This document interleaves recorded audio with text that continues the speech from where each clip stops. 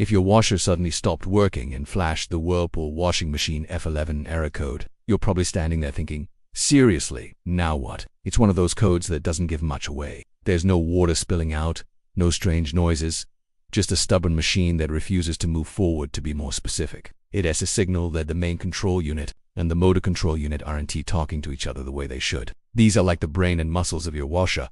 If they fall out of sync, nothing works. One of the most common causes of the f11 error is a loose or damaged wire between the motor and the control board. Pull the washer away from the wall, open the panel, and gently inspect the wiring harnesses. Look for any loose plugs, frayed wires, or connectors that just don't look right, and a screen blinking at you like it knows something you don't. Sometimes it just means the connections inside the washer are loose, out of place, or dirty, and they're causing a communication failure. And while that might sound technical, it can sometimes be fixed with a gentle push, a clean cloth, and a little patience. The MCU or the CCU may be damaged, especially if there's visible burn marks, corrosion, or moisture inside. If you see signs like that, replacing the affected board is often the only real fix.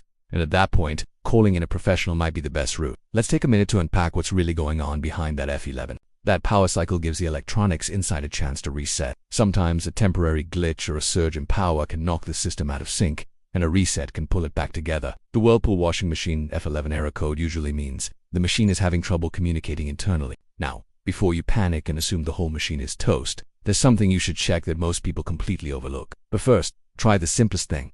Unplug the washer from the wall and leave it alone for 5 to 10 minutes. If the code shows up again when you turn the washer back on, it's time to go a bit deeper. In some cases, it's not just a wire, it's one of the boards themselves. But remember what we mentioned earlier. There's one small, often missed issue that can trigger this error.